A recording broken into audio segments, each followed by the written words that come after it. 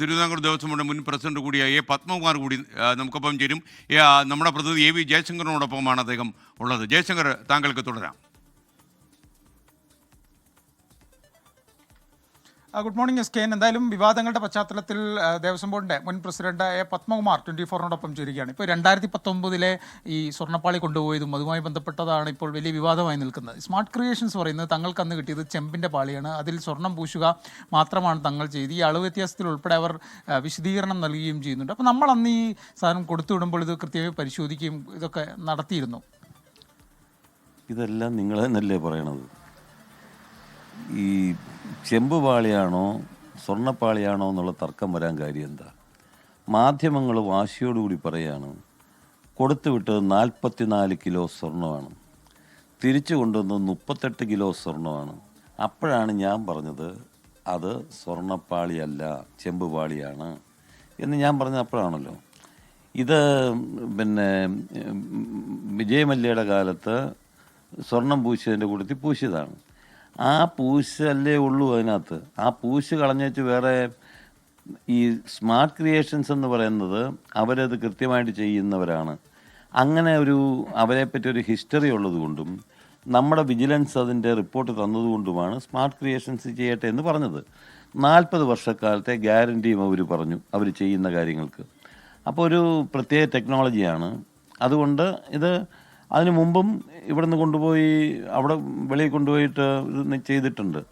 അപ്പം അതുകൊണ്ടാണ് നമ്മൾ സ്മാർട്ട് ക്രിയേഷൻസ് ഉത്തരവാദിത്തമുള്ള കമ്പനിയാണ് എന്ന് മനസ്സിലാക്കിയത് കൊണ്ടാണ് അവരെ കൊണ്ട് ചെയ്യിക്കാൻ നമ്മൾ പറഞ്ഞത്.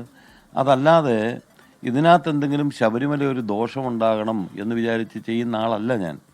അപ്പോൾ എൻ്റെ അതിനകത്തുള്ള വ്യക്തമായിട്ടുള്ള ധാരണ, ഇപ്പോൾ നിരവധി ക്ഷേത്രങ്ങളിൽ, അതായത് ഏത് ക്ഷേത്രങ്ങളിലാണെങ്കിലും ഓഫറിങ്സ് വരാറുണ്ട്. ചില ആൾക്കാർ കാര്യങ്ങൾ ചെയ്യുന്നുണ്ട്. ഇപ്പം തിരുപ്പതി ചെയ്യാറുണ്ട്, മൂകാംബിക ചെയ്യാറുണ്ട്, ശബരിമല ചെയ്യാറുണ്ട്, ഗുരുവായൂർ ചെയ്യാറുണ്ട്, ഇതൊക്കെ ചെയ്യാറുണ്ട്. അപ്പം അവരുടെ ബാക്ക് ഹിസ്റ്ററി തേടി പോകുക എന്നുള്ളതല്ല നമ്മുടെ ഉത്തരവാദിത്വം. ദേവസ്വം ബോർഡിൻ്റെ മുമ്പിൽ ഇങ്ങനൊരു കാര്യം വരുമ്പോൾ, അവിടുത്തെ വാതിലിൻ്റെ കാര്യം, അത് കഴിഞ്ഞപ്പോൾ ദ്വാരപാലക ശില്പത്തിൻ്റെ കാര്യം, ഇതൊക്കെ വരുമ്പോൾ നമ്മളെന്താ തീരുമാനിക്കുന്നത്? ദേവസ്വം ബോർഡ് തീരുമാനിച്ചത് തന്ത്രിയുടെ അനുമതി എന്തായാലും വേണം. അതുപോലെ തന്നെ ദേവസ്വം കമ്മീഷണർ, ഇവരുടെയൊക്കെ റിപ്പോർട്ടിൻ്റെ അടിസ്ഥാനത്തിലാണല്ലോ നമ്മൾ തീരുമാനിക്കുന്നത്. വിജിലൻസ് ഓഫീസറുടെ ശ്രദ്ധയുണ്ടാവണം, എക്സിക്യൂട്ടീവ് ഓഫീസറുടെ ശ്രദ്ധയുണ്ടാവണം. അത് ആ ശ്രദ്ധ എന്ന് പറയുന്നത് ശ്രദ്ധയല്ല, അവരുടെ ഉത്തരവാദിത്വത്തിൽ വേണം ഈ കാര്യങ്ങൾ ചെയ്യാൻ. നമ്മളത് തീരുമാനിച്ചു കൊടുത്തു, അത് നടപ്പിലാക്കിയിട്ടുണ്ട്.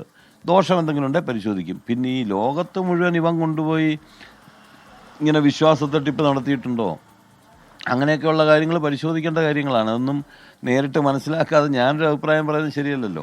ഉണ്ണികൃഷ്ണൻ പോറ്റിയുടെ ദൃശ്യങ്ങൾ എന്ന് പറഞ്ഞിട്ട് അദ്ദേഹം ഒരു ശബരിമലയിലെ വാതിൽ എന്ന് പറഞ്ഞിട്ടൊരു സാധനം എവിടേക്ക് കൊണ്ടുപോയി പൂജിക്കുന്നൊക്കെ ദൃശ്യങ്ങളൊക്കെ വരുന്നുണ്ട്. ജയറാമക്കൊപ്പമുണ്ട്.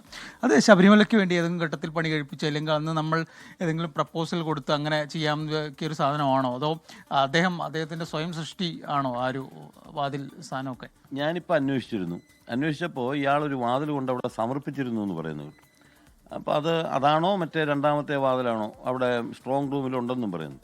ഇത് ചിലപ്പോൾ സൃഷ്ടിച്ച് അവിടെ കൊണ്ടുവന്നതാണോ ഇനി ഇവിടെ കൊണ്ട് പൂജ നടത്താൻ വേണ്ടിയിട്ട് ചെയ്താണോ എനിക്കറിഞ്ഞുകൂടാ. അപ്പോൾ ദേവസ്വത്തെ സംബന്ധിച്ച് ശബരിമലയിൽ എന്തെങ്കിലും ഒരു സംഗതി അവിടെ ദക്ഷിണയായിട്ടോ അല്ലാതെയോ സമർപ്പിച്ചാൽ അത് നമ്മുടെ കണക്കിൽപ്പെടുത്തുക എന്നുള്ളതല്ലാതെ വേറെ എന്ത് ചെയ്യാൻ പറ്റും?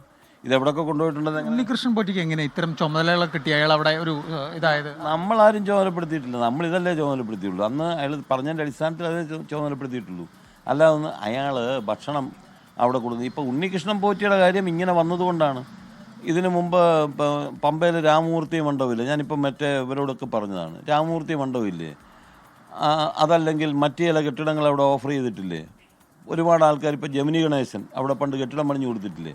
അപ്പം ഈ ശബരിമലയുമായിട്ട് ബന്ധപ്പെട്ട് ഒട്ടേറെ ആളുകൾ അവിടെ വിശ്വാസത്തിൻ്റെ അടിസ്ഥാനത്തിൽ കാര്യങ്ങൾ ചെയ്തിട്ടുണ്ട്. പത്മകുമാർ സംസാരിക്കുകയായിരുന്നു. ലോകത്തെവിടെയായാലും ഏത് സമയത്തും 24 വാർത്തകളും ഓഗ്മെന്റഡ് റിയാലിറ്റി പാക്കേജുകളും എക്സ്പ്ലെയിനറുകളും വിശദമായി കാണാൻ ഞങ്ങളുടെ യൂട്യൂബ് ചാനൽ നിങ്ങൾക്ക് സബ്സ്ക്രൈബ് ചെയ്യാം.